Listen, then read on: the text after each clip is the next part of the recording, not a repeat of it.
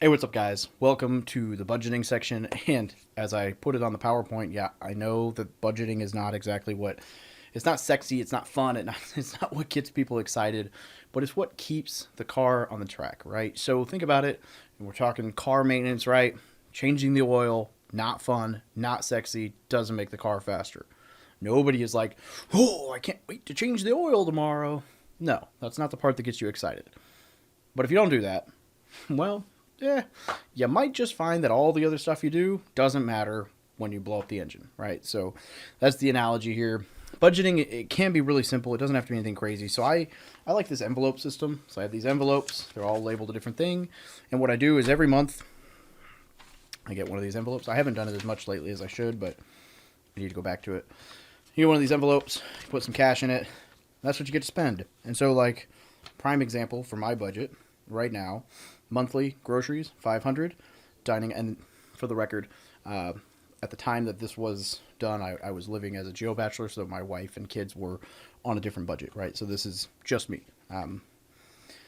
Dining out 200, gas 100, barber 100, entertainment and alcohol. Yes, I include that in the budget. 200, lunch 50, snacks and coffee 40, clothing 50, miscellaneous 50, healthcare slash GNC supplements 50, 50 for gifts, 50 for toys and games, total 1440 a month, right? About half of my base pay, and then the rest I can invest or pay bills or whatever.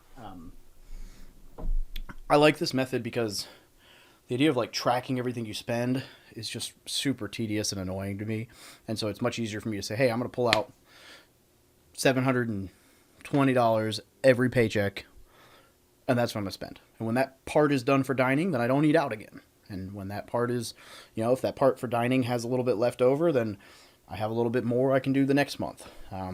But it's just sticking within those guidelines, but it's not anything crazy. You just grab some cash on the way out and go. There's a platform called Cube, Qube, that allows you to do this with like a debit card where you can set all the envelope stuff on a debit card and you can handle it that way. So I'm going to check that out, see what's up, and I'm going to let you guys know if I like it or not. Lots of different ways to do this, but budgeting is important because if your income increases and your budget doesn't, you can save and invest all of that.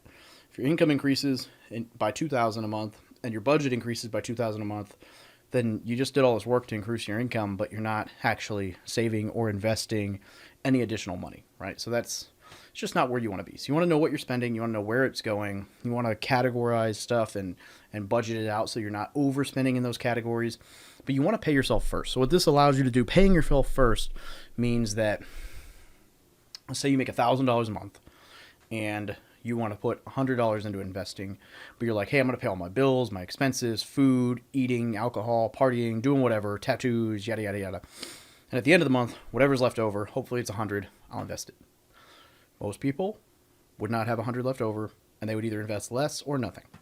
But if you take that $100 out and you invest it immediately, then you have 900 to spend, and you can still do all of the other stuff because you already invested. So that 900, if you spend it all, it doesn't matter. You already hit your spending goal, right? Your investing goal.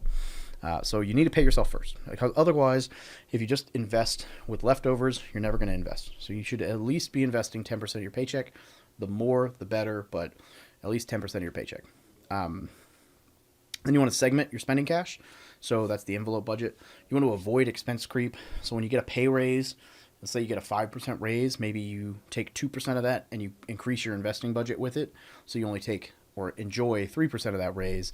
That way you're still living on a smaller paycheck, but you're getting to invest the difference. So you want to make sure that every time you get a pay raise or an increase in income, your investing allocation goes up as well to increase your spending gap, your how much money you spend for how much money you earn, right? So that's kind of the long and short for budgeting. Increase your investments, not your expenses. So if you're going to go out and party when you get a pay raise, buy go out and party, but don't buy like recurring expenses. So don't be like, I made $300 a month more, I'm going to buy a $300 a month car. That's not going to get you ahead. But be like, hey, I'm going to go blow all $300 this month, and then I'm going to invest half of it going forward, right? So no like big recurring expenses to eat up that gap.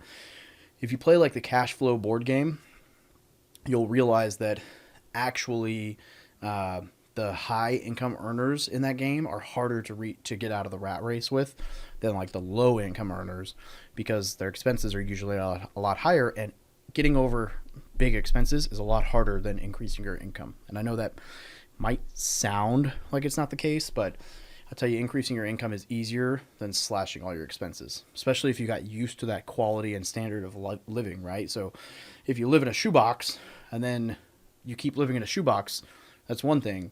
But if you live in a mansion and then you downsize to a shoebox, that's going to hurt. So budgeting's not sexy, but it's what keeps you on track and gets you to where you need to be as far as investments go. So it's definitely important to budget and know where your money's going, at least at the beginning. As you grow, I don't want to say it becomes less important, but when you get to a certain point where you're like investments are earning cash flow and all this other stuff is kicking off and you're like financially free, like if your budget's not perfect, then it's okay to, an extent, as long as you don't go overboard, right? You don't have to know where every single penny is going, as long as you have a massive surplus going into like investments and savings.